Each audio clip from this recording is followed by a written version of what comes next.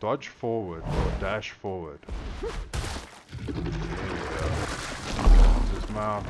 Hit him with a crit. And just whack him, whack him, whack him.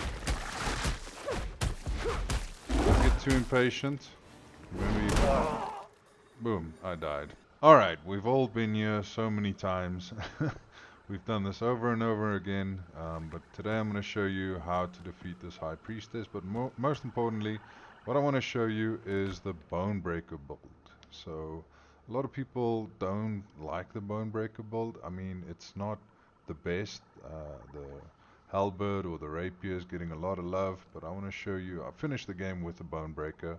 What makes this cool for me is, firstly, it's a one-handed weapon. So I can have my Drake's double barrel pistol in the other hand, which is very nifty. I have played with the other one that gives you health, that Plague pistol I think. That was also pretty cool. But for the bosses, the Drake's double pistol definitely helps because it gives you that vulnerability effect that increases your damage by 15%. So this is my build. I've got the privateer's hat, gloves and boots, giving me that 10% increased critical hit chance. And I switched over from the filaments, or whatever it's called, to the pikeman's cuirass, because this gives me 160 additional health, which is very beneficial in a boss fight. So as for the points, I mean, you can read, if you don't know this already, you can change your stats by just going to progression and resetting your points. But I've got my points into strength, mastery, only 5 points in mastery because I've got the necklace of mastery, and then I've got 10 points in vitality and 10 points in endurance. Now this might be a thing for some people, but for me it's mainly just because the seafood platter and coffee is cheap. It's cheap to make. I don't need mysterious spice. I can buy most of these ingredients from the Brethren or just go farm some cane sugar at one of the easy locations. Take a look at your talents. My talents right here. I've put all my points in increasing that critical hit chance, some more points into one-handed damage.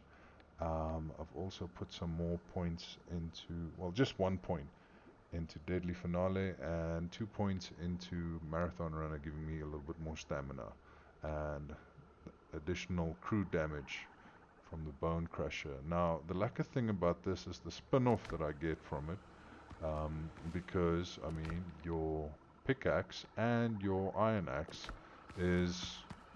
does crude damage. So if I wanted to mine, I can get, check it out, 507. Hey, not now. Anyway, so yeah, this gives me a nice sort of walk around build, which I enjoy. So anyway, if that guy is not bothering me anymore, the best tip I can give you for this boss fight is, before you just go spending all of your food and your elixirs, is don't spend any of that. Just go in there and learn its movements first. You'll see he attacks with his right hand, then with his left hand, and then he does like a stomp or a charge or whatever. Just sort of dance with him first, or her, and figure out her movements. And let's just give it a go. Let's see how it goes. I'm gonna hit her with 15% durability. You can see at the top there. Hit it. There's that attack. There's that attack. Whack it on the right here. There we go. Ah. Alright. Oh. Okay. Well, it doesn't matter if you die. You can just go straight back into it. What I like to do is I put my survival point right here, close to the fast travel point. And yeah, they make it super easy to just get back into battle. So I just teleport back in there. This elixir, this infused elixir, it's stupid. Don't do it. It costs too much, and the only difference is it lasts a little bit longer. But I only use it for boss fights, so you can just use the normal one. Alright, so I'm doing this live. I'm not cutting anything. This is my very first video, so thanks for watching so far. I'm gonna try and kill this thing now. Let's see how that goes. I might focus a little bit and not talk much, but you'll see what it comes down to. Hitting it with this because it gives it 15%.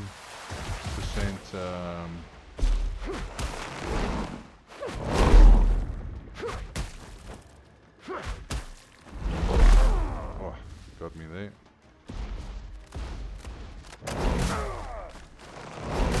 Oh, it's really hitting me hard.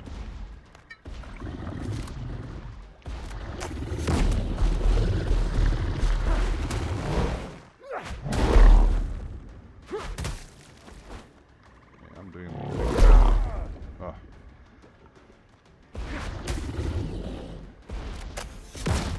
If you shoot those things, his what's his face goes down. Anyway, yeah, this is what we want. We want him to open his mouth, and then you just keep on hitting him with crits and crits and crits as much as you possibly can. Get trouble out here now. Get a healing potion. Try and shoot some of this off.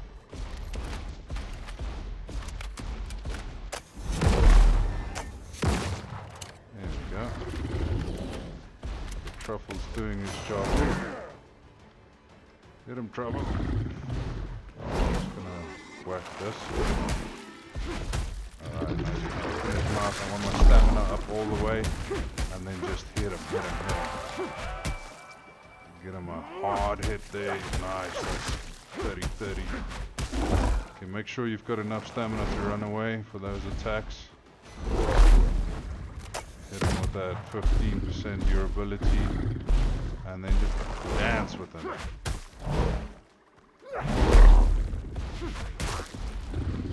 Hit him on that side. Hit him on the other side. Dodge forward or dash forward. There we go.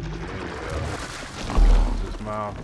Hit him with a crit. And just whack him, whack him, whack him.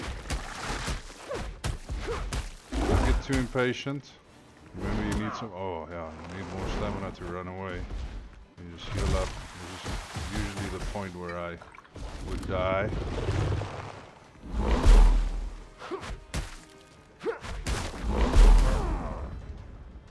Alright, that looks like that 15% sort of fades away after a while.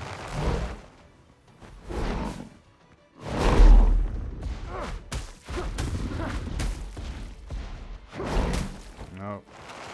No. Oh. So close.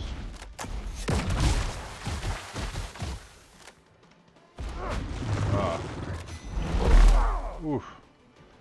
That keyboard thing came up for me now. I hate that. Really need to keybind my thing a little bit. Oh yeah, open up, open up. There we go. 3,325, that's not bad. So yeah, it's really not that difficult. Like I showed you, dodge forward and then hit him on the sides. So I suppose it could be a lot easier with your build. Let me know in the comments below how you managed to kill it, or just put your build or your setup up in there. I love the combat in this game. I love the bosses. I love the survival. I love it so much that even now, after defeating the final boss and basically finishing the game, because I've finished all of the adventures, everything, every side quest, everything there is to do. It just leaves us with a to be continued, and the only thing that we looted from the boss was like Tears of Sorrow. So I'm going to take this back to base. I'm going to save this game for when the new updates come out. But in my next video, I'm going to go from the start. I'm going to show you how I discovered all of this. I'm going to show you some of the tips that I've learned, and definitely some mistakes that I've made. Yeah, some big mistakes that I've made, like for instance spending too much resources on the wrong weapons, or accidentally spending too much money on the wrong thing. But we'll get into that. Thank you so much for watching. This is my very first video on YouTube, so please subscribe. I want to do some more stuff like this. I'm excited to start doing this. I've always wanted to do this. Just post some videos online. I love playing games after work. I am employed. I'm 37 years old. And yeah, games is just one of the best things to come home to after a hard day's work. A little escape from reality. A little fun you can have with friends, without friends. Ships under your hand, Captain.